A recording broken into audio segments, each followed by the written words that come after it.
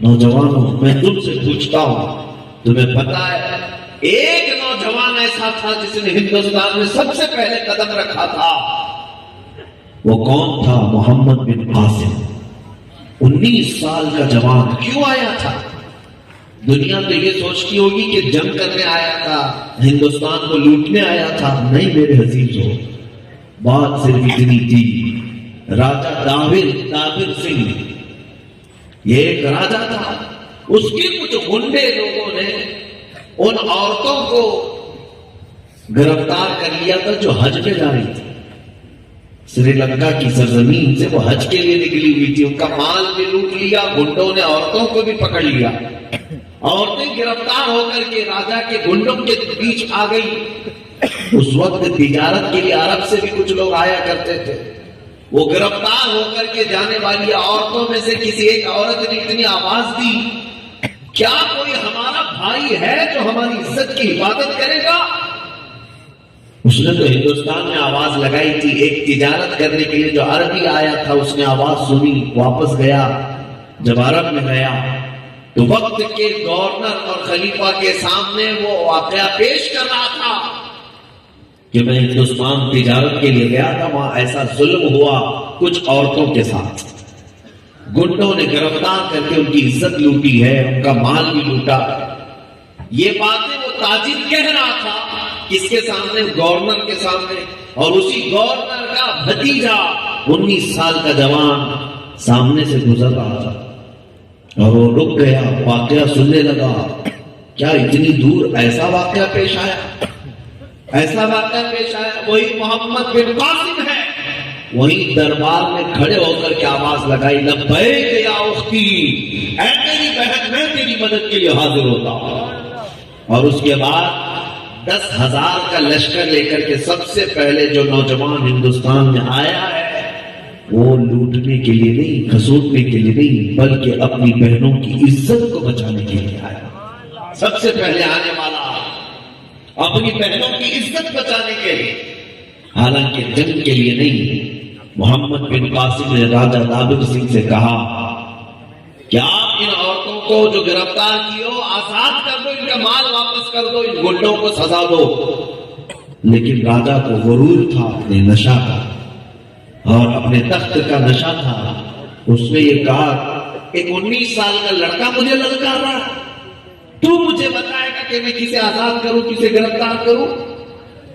اور اس 19 سال کے جوان کو اس نے پہلی مرتبہ دیکھا تھا، اس لیے کہ محمد عربی کے غلاموں کی طاقت انہیں اندازہ بھی نہیں ہے۔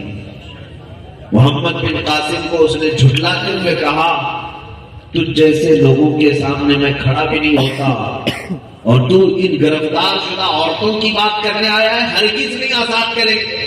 تب محمد بن قاسم نے پکار کر کہا تھا، راجا دابر سنگھ اب نبی رحمت کے غلاموں سے مقابلہ کر کے پھر اپنے غرور کا مزہ چکھو۔ پھر اس کے بعد جنگ ہوئی تھی۔ 3 دن کے اندر اسی 19 سالہ جوان محمد بن قاسم نے ایسے ان کے چیچڑے اڑا دیے تھے کہ نہ راجا تھا نہ باجا تھا، کچھ نہیں بچا۔ ان عورتوں کی عزت کی حفاظت کیا، آزاد کیا، اور پھر ساتھ میں پرچم اسلام بھی لہرایا۔ میں پوچھتا ہوں وہ نوجوان کہاں ہے؟ وہ جوان کہاں ہے جو یہاں سے پکارنے والی عورت کی آواز کو سن کر عرب سے آ گیا تھا؟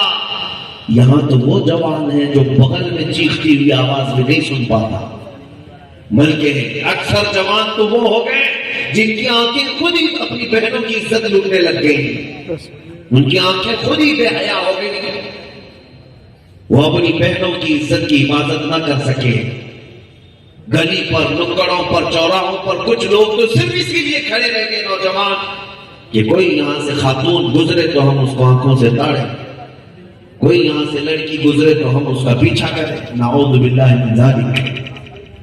میرے عزیزوں، تم اپنی بہنوں کے محافظ تھے، تم اپنی بہنوں کی عزت کے سپاہی تھے، اور جب تم خود ہی ان کی عزت کی طرف ہاتھ اٹھانے لگ گئے تمہارے گھروں کی عزت چلی گئی، تمہاری عزت جاتی رہی۔ ایک بات یاد رکھنا، کبھی بھی ہرگز یہ مت سوچنا کہ میں جس کو دیکھ رہا ہوں وہ میرے کھلونے کے کام آ جائے گی، میرے جسمانی سکون اور میرے شہوتوں کی خواہش پوری کرنے کے کام آ جائے، ہرگز نہ۔ جس کی طرف بھی تم نظر اٹھا رہے ہو اے نوجوانوں، یقیناً وہ کسی کی بہن ہے یا کسی کی بیٹی ہے یا کسی کی ماں بھی ہو سکتی ہے۔ یہی حال کیا تم اپنے گھر کی عورتوں کے لیے پسند کر سکتے ہو کہ کوئی ایرا غیرا کوئی کتا تمہاری بہنوں کی طرف دیکھے؟ تم اپنے گھر کے لیے پسند کر سکتے ہو کہ تمہاری ماں کی طرف کوئی نگاہ اٹھائے، تمہاری بہن کا کوئی ہاتھ پکڑ کر تمہارے سامنے ناچے؟ تم بھی برداشت نہیں کر سکتے۔ اس لیے میرے عزیزوں، اسلام نے نوجوانوں کو جو تعلیم دی تھی، میں آپ کو بتاؤں، تمہاری زندگی اگر جوانی کی حقیقت میں تم سمجھ گئے، بہت ساری اصلاح ہو جائے گی۔ مدینہ طیبہ میں خاتون آئی حضرت ابوبکر صدیق کے پاس، یہودی تھی، یہودی عورت، اس نے چٹھی لکھ کر کے کہا مجھے مدینہ چھوڑ کر کے جانا، یمن میں میرے رشتہ دار ہیں، مجھے جانے کی اجازت دیں۔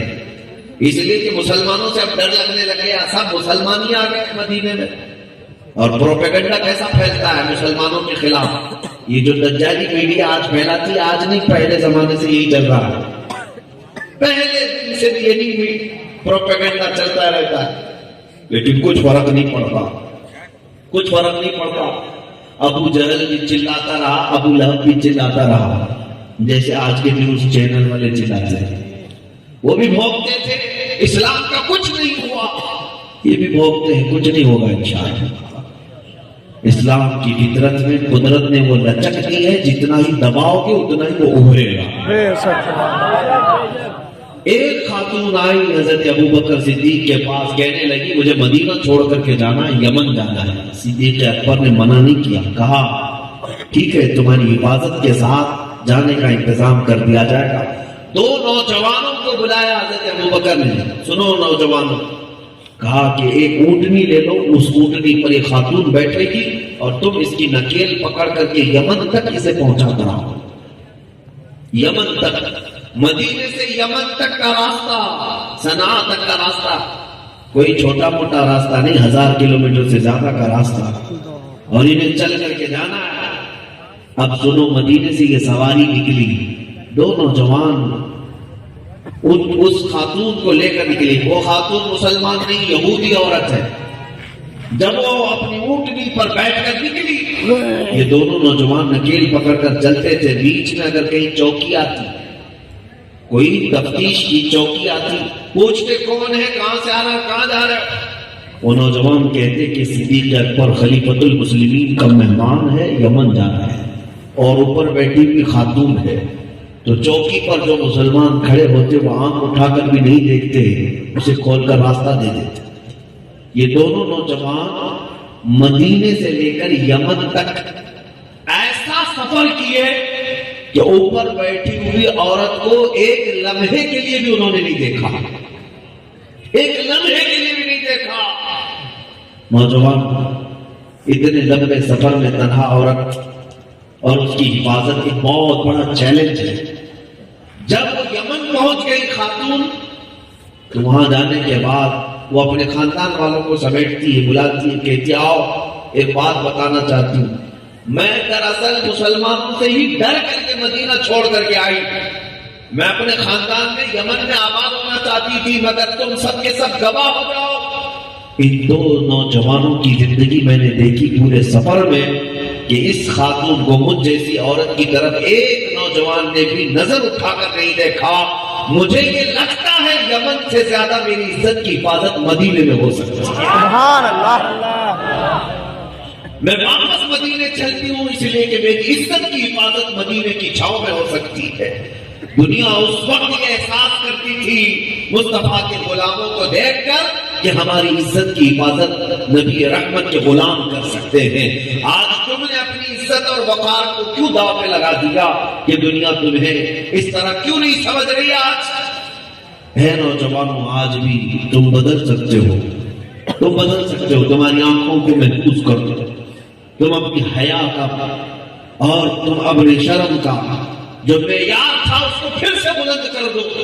دیکھو آج 1000 پروپیگنڈا کیوں نہ پھیلائے، لیکن دوسری قوموں کی لڑکیاں بھی یہ کہیں گی کہ مسلمانوں کے بچے ہماری عزتوں کی حفاظت کرتے ہیں، ہماری عزتوں کی حفاظت کرتے ہیں۔ تمہارے لیے دنیا اللہ تعالیٰ نے یہ نہیں رکھی ہے کہ تم جہاں چاہے وہاں منہ مارو، جس کو چاہو اٹھا کر کے لے جاؤ، نہیں۔ قرآن کہتا الطیبات للطیبین والطیبون للطیبات، پاک مرد پاک عورتوں کے لیے ہیں اور پاک عورتیں پاک مردوں کے لیے ہیں۔ الخبیثات للخبیثین والخبیثون للخبیثات، اور برے لوگ بری عورتوں کے لیے اور بری عورتیں برے مردوں کے لیے۔ تم اس بات کو ہمیشہ سمجھ کر کے چلنا ہے نوجوانوں۔ آج یہ جو فیشن چلا ہوا ہے، ہر نوجوان یہ سمجھتا ہے کہ فیس بک اور انسٹا میں کسی خاتون سے کسی لڑکی سے چیٹنگ کر لو تو یہ کمال کی بات ہے۔ اپنی زندگی میں یہ کون سے کمال کی بات ہے؟ کون سا تیر تم نے مار دیا؟ ایک نوجوانی کی زندگی میں کسی خاتون سے تمہارا تعلق ہو گیا تو میرے عزیزو یہ کوئی بڑا کام نہیں، کتے بھی کر لیتے ہیں آرام سے، جانوروں میں بھی آسانی سے کام ہو جاتے ہیں۔ کمال کی بات تو یہ تھی کہ تمہیں اللہ نے کس کام کے لیے دنیا میں بھیجا، جوڑا تو تمہیں مل کے رہے گا۔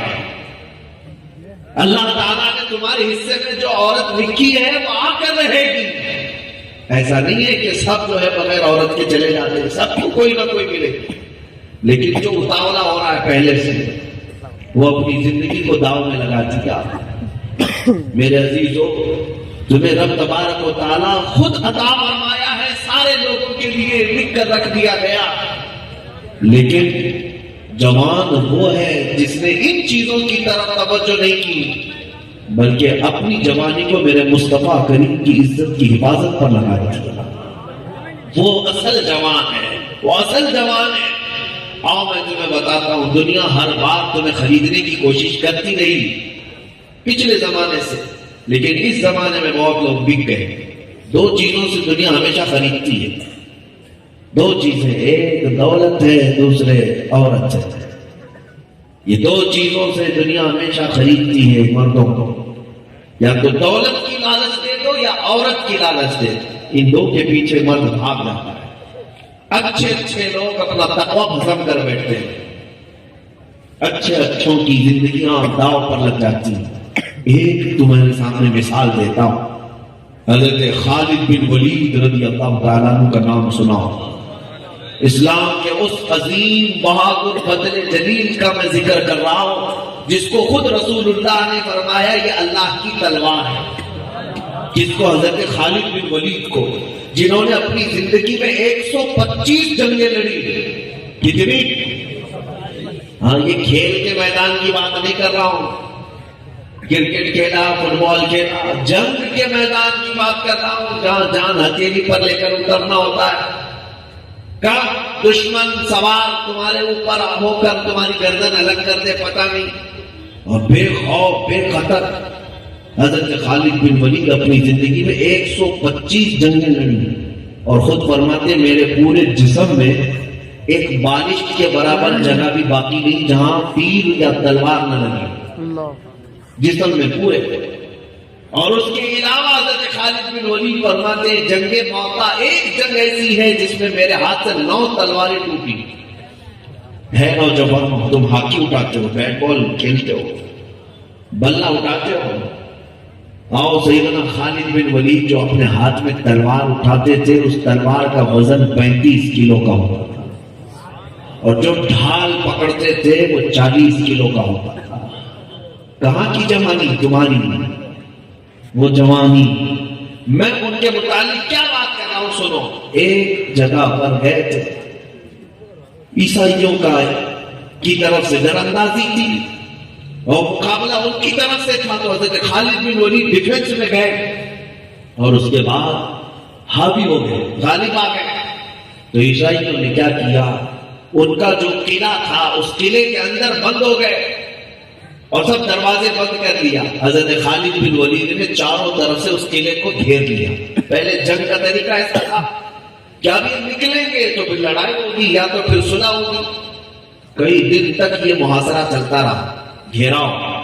پھر تنگ آ گئے اندر سے عیسائیوں کا جو بڑا پادری تھا، اس نے بلایا اور کہا دیکھو اے لوگوں، جو جنگ کے لیے آیا ہے ہمارے پاس، وہ سپہ سالار کا نام خالد بن ولید ہے، وہ آج تک کبھی شکست نہیں کھایا اور یہاں سے بھی وہ ہار کر نہیں جا سکتا، اس کو ہم جنگ سے نہیں ہرا سکتے، ہم ایک دوسرے طریقے سے ہرائیں. اس عیسائی نے مشورہ کر کے کہا ایک کام کرو، ہم صلح کی بات کرتے ہیں کہ قلعے کی چابیاں خالد بن ولید کے ہاتھ میں یوں ہی دے دیں گے، لیکن طریقہ یہ ہوگا کہ 3 دن کے بعد وہ اپنے پورے لشکریوں کو، اپنے سپاہیوں کو بازار سے لے کر کے آئے، ہمارے قلعے تک صحیح سلامت اگر پہنچ گیا تو قلعے کی چابیاں دے دیں گے. کیوں؟ اس عیسائی پادری کے دماغ میں یہ چل رہا تھا کہ پورے راستے بھر ننگی لڑکیاں کھڑے کریں گے اور دولت کو بچھا دیں گے، کیونکہ خالد بن ولید کے ساتھ جو لشکر ہے وہ سب نوجوانوں کا ہے، اور نوجوان سب سے زیادہ ان 2 چیزوں پر بہکتا ہے، بھٹک جاتا ہے. تو یہ مشورہ سب کو پسند آیا، سبوں نے کہا کہ ٹھیک ہے. خالد بن ولید کے پاس آئے، کہا ہم لڑنا نہیں چاہتے، صلح کریں گے، لیکن ایک شرط ہے. کیا شرط ہے؟ کہا عیسائیوں نے کہ آپ 3 دن کے بعد اپنے تمام فوج کو لے کر کے اس قلعے تک آ جائیے، اس بازار سے گزرتے ہوئے اگر صحیح سلامت آپ پہنچ گئے، بیچ میں کچھ بھی نہیں ہوا، تو یہ قلعے کی چابیاں بغیر جنگ کے ہم آپ کے حوالے کریں. حضرت خالد بن ولید نے منظور کر لیا، لیکن آپ کو یہ نہیں بتایا گیا تھا کہ کیوں یہاں سے گزارا جا رہا ہے، یہ نہیں بتایا گیا. 3 دن کے بعد جب حضرت خالد بن ولید اپنے لشکر کو لے کر بازار سے گزرنا شروع کرتے ہیں، پہلی نظر پڑی بازار میں تو دیکھا آدھے کپڑے پہنے ہوئی لڑکیاں، پورے ملک کی حسین ترین عورتوں کو لا کر کھڑا کر دیا ہے. سیم و زر دولت کا انبار سڑکوں پر بچھایا ہوا ہے، کیونکہ اب یہ محمد عربی کے غلام آئے ہوئے ہیں. یہ نوجوان لشکری ہیں، ان کا ایمان لوٹ لیا جائے، ان کی جوانی کو اسی پر ختم کر دیا جائے. جب حضرت خالد بن ولید کی پہلی نظر پڑی تو آپ رک گئے، پلٹ کر کے اپنی پوری فوج کو ایک تقریر کرتے ہیں. سنو، ایسی تقریر کی آپ نے کہ اس کے الفاظ آج بھی محفوظ ہیں. فرمایا کہ سبسکرائب اور لائک ضرور کریں، آنے والے تم پر لعنت برسائیں گے، اور اگر تم آج محفوظ رہے تو آنے والی نسلیں بھی تم پر رحمتوں کے پھول برسائیں گے. پوچھا ان نوجوانوں نے کہ ہمیں کیا کرنا ہے؟ خالد بن ولید کہتے کچھ نہیں کرنا، بس میرے مصطفیٰ کی سنت پہ عمل کرنا. پوچھا کیا سنت پر عمل کریں؟ حضرت خالد بن ولید کہتے دیکھو ہم بازار سے گزر رہے ہیں اور ہم نے اپنے نبی پاک کو مدینے کے بازار سے گزرتے دیکھا ہے. جب رسول پاک بازار سے گزرتے تھے تو اپنی آنکھیں نیچی رکھا کرتے تھے. آج بس میرے مصطفیٰ کے اس عمل پر، اس ادا پر عمل کر لو، باقی کچھ نہ کرنا.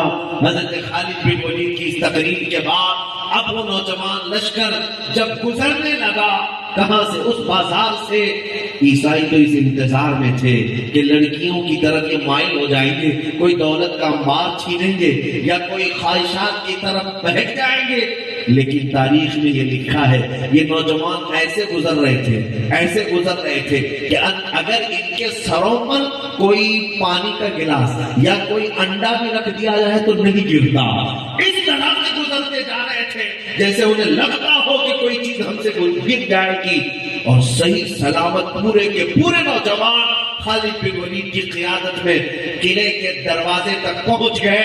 خالد بن ولید نے پکارا اس پادری کو، ہم آ گئے صحیح سلامت، تمہارے ہر پہ کام نہ آ سکے، ہم صحیح سلامت آ گئے.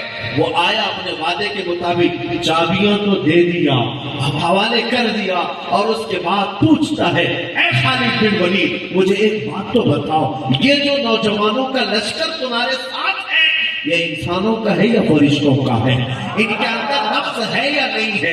ان کے اندر خواہشات ہے یا نہیں؟ دنیا میں جتنے نوجوان بہکتے ہیں انہی 2 چیزوں پر بہکتے ہیں. ہم نے وہ ساری دولتیں لا کر رکھ دی، وہ سارا حسن، ساری عورتیں جمع کر دی، لیکن تمہارے نوجوان کبھی بھٹکے نہیں، بہکے نہیں. اس کا راز کیا ہے؟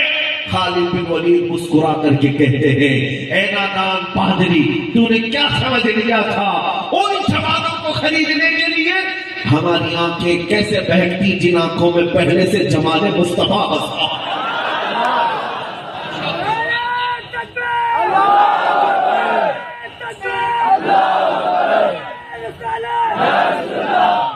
وہ آنکھیں کبھی نہیں بہکتی جو آنکھیں پہلے سے مصطفیٰ کے دیدار سے مشرف ہوتے ہیں۔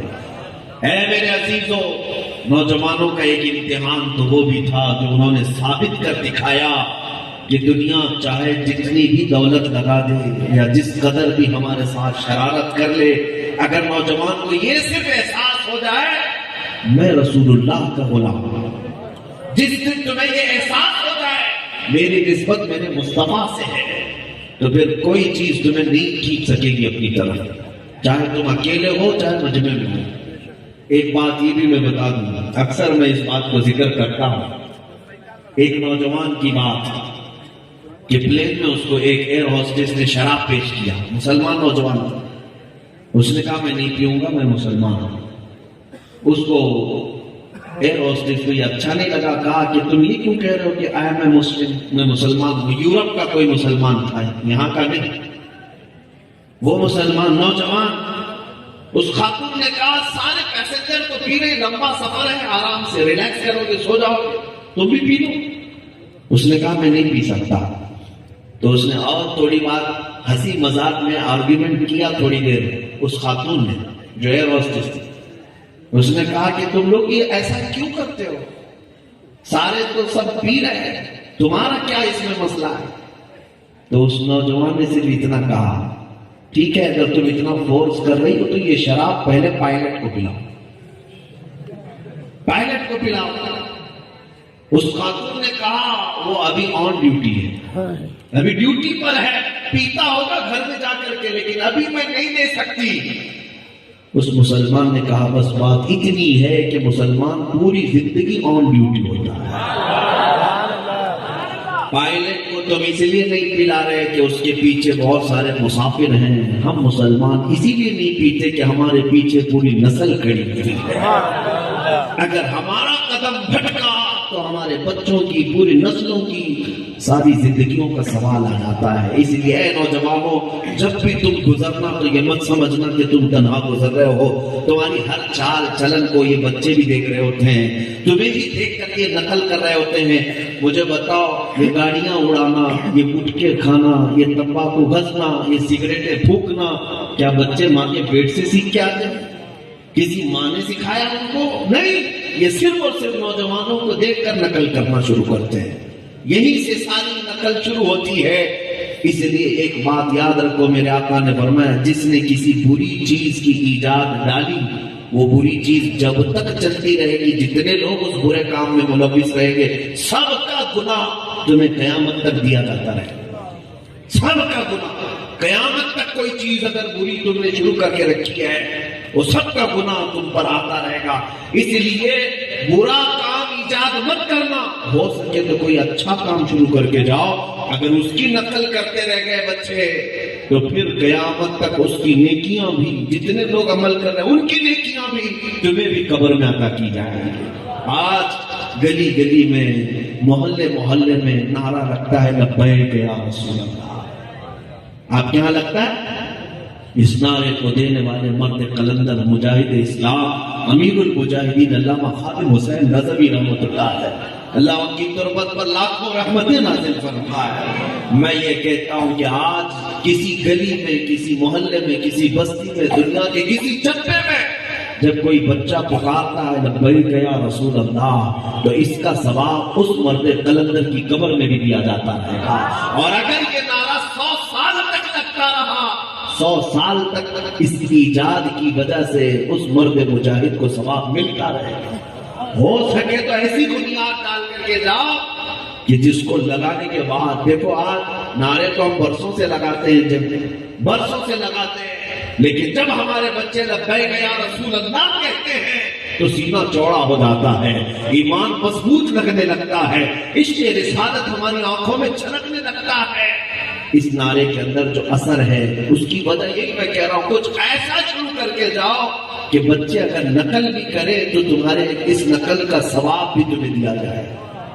عزیزان گرامی اوقات، میں اپنی بات کو اب ختم کی طرف لے آتا ہوں. اے نوجوانوں، دنیا تمہیں جس انداز سے بھی اپنی طرف کھینچنے کی کوشش کرے، تم اپنی عزتوں کی حفاظت کرو. تمہارے کندھوں پر حضور پاک صلی اللہ علیہ وسلم کی نسبت لگی ہوئی ہے. تمہارے چہرے کے ساتھ حضور پاک کی نسبت کا، ان کے نام کا ایک لائقہ جڑا ہوا ہے. دنیا جب بھی بہکے ہوئے بھٹکے ہوئے نوجوانوں کو دیکھتی ہے تو ساتھ میں یہ نہیں کہتی کہ عبداللہ بھٹک گیا، احمد بھٹک گیا ہے، خالد بھٹک گیا ہے، حامد بھٹک گیا ہے. نہیں، بلکہ یوں کہتی ہے مدینے والے محمد عربی کے غلام بھٹک گئے.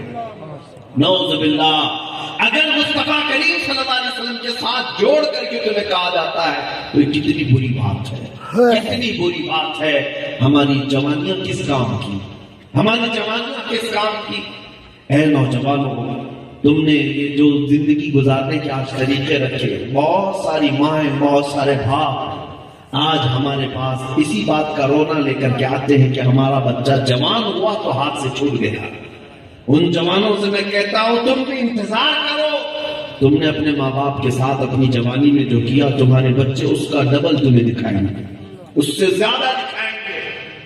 اور ایک بات کہ ہر نوجوان کو اللہ نے آج طاقت دی ہے، قوت دی ہے، اور تم اس طاقت کا استعمال کہاں کرو. اس ویڈیو کے بعد آنے والے ویڈیو کو اگر دیکھنا چاہتے ہیں، اگر ابھی تک آپ نے آقا بے مثال چینل کو سبسکرائب نہیں کیے ہیں تو سبسکرائب کر کے گھنٹی کو دبا کر کے آل کر دیجئے اور ویڈیو کو دوسرے کے پاس بھیج دیجئے، لائک کر دیجئے، مہربانی ہوگی.